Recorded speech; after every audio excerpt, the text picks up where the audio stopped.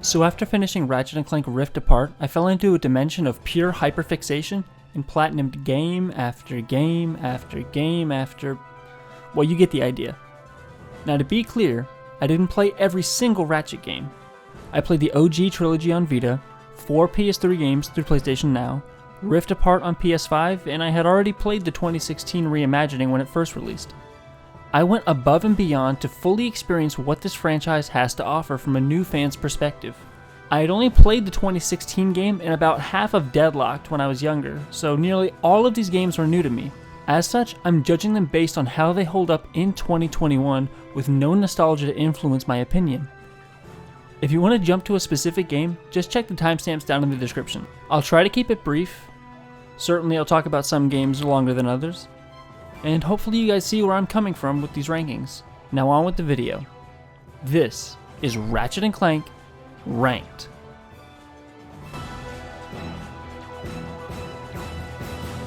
Let's kick things off with the game that started it all. Ratchet & Clank released for the PS2 nearly 20 years ago and birthed a franchise that would go on to span over 14 games. This first game is all about the meeting of our two titular heroes as they attempt to stop greedy Chairman Drek from obliterating planets because... capitalism. The story taking a biting stance and mocking corporate greed would be a staple of these early games, and the humor actually holds up pretty well. Escape transports are taking all the rich folks off this god-darn planet. So why aren't you on one? Socioeconomic disparity. Every person you meet is trying to nickel and dime Ratchet all across the adventure, and it's a fun time. There's a ton of planets to explore, along with a variety of things to do like hoverboard races, collecting gold bolts, meeting colorful and interesting characters, and of course, buying new weapons to wreak havoc with. When it comes to gameplay, the classic PS2 platforming is still really fun, and just the right amount of challenging. However, what's not very fun is the gunplay. It's very awkward in this first game since there's no way to strafe, and as such it feels incredibly old and outdated. Swinging your wrench feels good and is often a better choice than fiddling with certain weapons in combat. In fact, the other games in this franchise, including this game's immediate sequel, make such large improvements to the core gameplay that it makes this first entry really stand out like a rough draft. With all that being said, Ratchet 1 sits squarely at C tier. It's a solid first attempt, and most importantly, its core platforming still holds up today. Everyone knows of a sequel that takes a solid gameplay foundation and improves upon it in a monumental way. Some famous examples include Assassin's Creed 2 or Batman Arkham City. Well, we can add Ratchet & Clank 2 Going Commando to that list. It carries over the engaging platforming from the first game, but the combat is actually good now. See, Ratchet can strafe side to side, and all the weapons level up to become more powerful. It's here that the foundation of what all future Ratchet & Clank games would be was set. In terms of the non-combat gameplay, Insomniac really threw everything in. There's various armors for Ratchet to unlock, new special bolts to collect, a whole battle arena, new types of races, and even open area space combat missions. Whew, that's a lot. The story seems a little bit less focused this time, but honestly the gameplay jump here is so dramatic that I'm blown away this game came out just a year later. For me personally, gameplay is king, and Ratchet 2 has great gameplay. Going Commando still feels like a blast to pick up and play even in 2021. The only downsides I can think of are, in the open area flight missions, they don't really get fun until you fully upgraded your ship, which may take a while. And those PS2 era random difficulty spikes sure do pop up from time to time. When it's all said and done though, this game is great. Not much more to it. I'm going to give it a solid A ranking.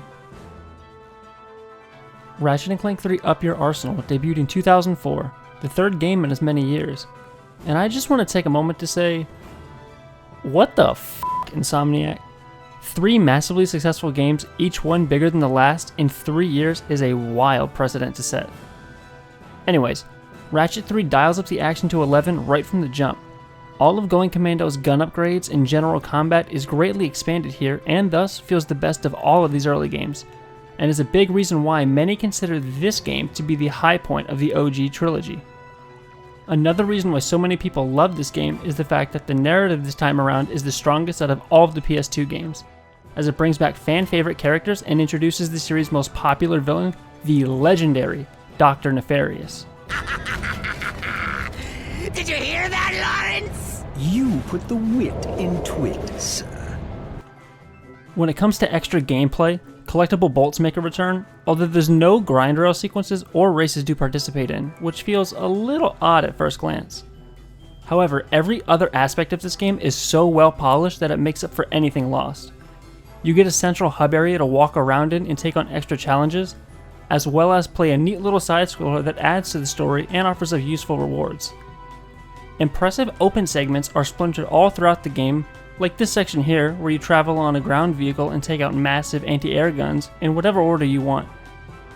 Side activities called Ranger missions offer a fun sandbox approach to their objectives, at least sometimes, and the variety in planets here really shines. Also, missions do offer a change of pace here from go to this planet, shoot aliens, and move on. Levels can offer a change of pace when playing as either Ratchet or Clank depending on your point in the story. Now, Clank levels have appeared in every PS2 game, but this is the first time I'm mentioning them, and there's a reason for that. They're usually not very remarkable, but in Ratchet 3, they're actually pretty fun. So yeah, when it's all said and done, taking this game as a whole, Ratchet & Clank 3 Up Your Arsenal is, in my opinion, the best out of this OG PS2 trilogy. I think it has the highest highs, and not nearly the lowest lows. I just had such a blast playing this. I can't believe how fun this game is, and it absolutely stands the test of time. This is going to go on the list at our first S tier ranking. Okay, real quick, like I said in the beginning of this video, I did not play every single Ratchet & Clank game. That includes the fourth game on PS2, called Ratchet Deadlock, and the first game on PS3, called Tools of Destruction. Now before you come at me in the comments, I only had a Vita and PlayStation Now to work with, so blame Sony and tell them to send me a PS3 or something. So yeah, that's why those entries aren't here, and we're just gonna move past it now. Moving on! Ratchet & Clank Quest for Booty serves up as a 2-hour epilogue to that first PS3 game, remember the one I didn't play. See, at the end of Tools of Destruction, Clank gets kidnapped by a species known only as the Zoni, more on them later. So clearly, Ratchet has to save his pal. To find Clank, Ratchet needs a device called the Obsidian Eye because it will allow him to see where Clank is being held captive. Said device is located in the heart of a fleet of space pirates, and voila, now we have the setup for this 2-hour adventure. So since this entry is a little bit on the shorter side, there's not a lot of game here, but what is here I found entertaining enough. It's all classic Ratchet for the most part.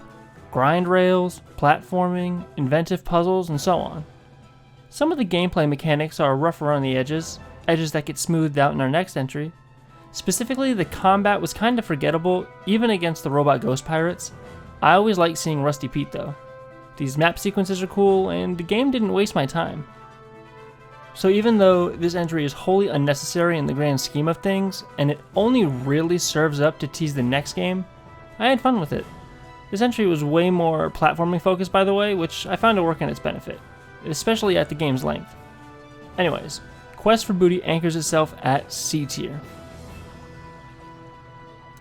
Alright, this is a big one. Ratchet & Clank A Crack in Time is the game I jumped right into after finishing Rift Apart because it seems like most people in the Ratchet community claim it's the peak of the series. And you know what? This game fucking rules. It's got everything you've come to know and love from the series, but better than any games preceding it in this franchise.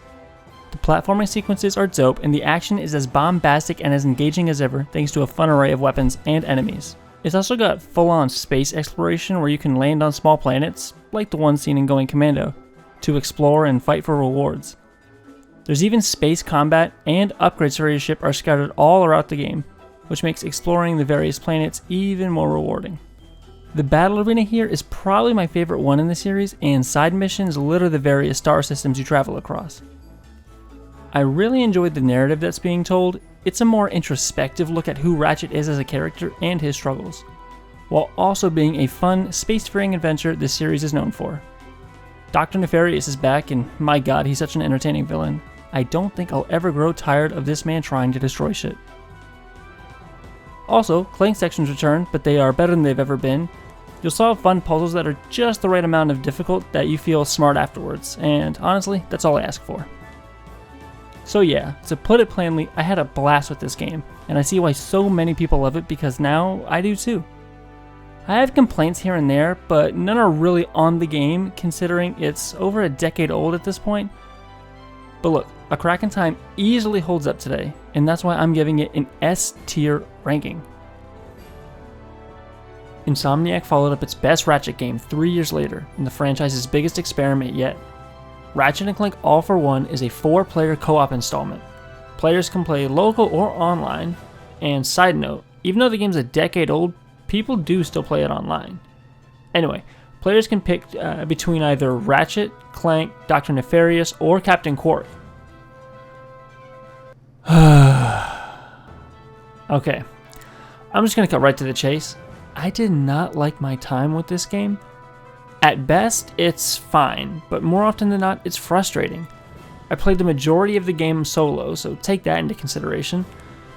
It is more fun when you actually play with other people, but that fun comes from talking with your friends, not from actually playing the game. I don't want to spend too much time on this one, as I don't like to spend time on things that I don't enjoy. But look, I like that they went experimental, and I do like seeing these characters interact, but yeah, this one wasn't for me. We're just gonna toss it into D tier. Moving on. Into the Nexus dropped in 2013 and sees a return to classic Ratchet gameplay. It also served as an epilogue to A Crack in Time and the other PS3 games. It's a brief experience, about 4.5 hours give or take, and it has some neat moments, but overall, this is an uneven Ratchet adventure. See, even though this is a later installment, this was the game I played right after finishing Rift Apart and A Crack in Time. Those games run at a smooth and buttery 60 frames per second, whereas Into the Nexus is only 30. Now let me be clear, I have no issue with 30 FPS games, but the frame rate here isn't all that stable and it drops enough that I really felt it in gameplay. The story is entertaining, but what I think is the game's strongest point is the combat system and how it evolves from A Crack in Time. The ADS system here is the one that carries over into the next games, and as always the platforming is really fun.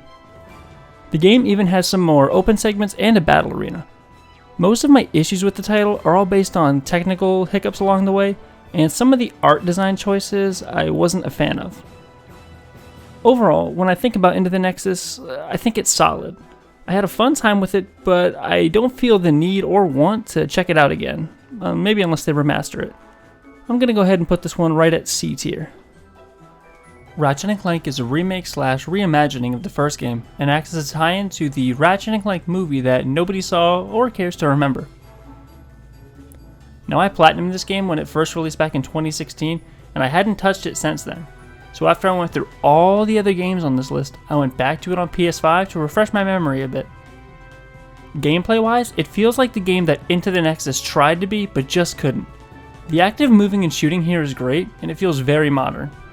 The game runs at a crisp 60 frames per second on PS5, which makes it feel way more smooth than when it first launched on PS4. In fact, if I hadn't also played Rift Apart, I'd say this one feels the best to control. Well, most of the time. Where this game really suffers is the story. All my narrative qualms come from this being a reimagining of the first game's events, but from the perspective of Captain Quark.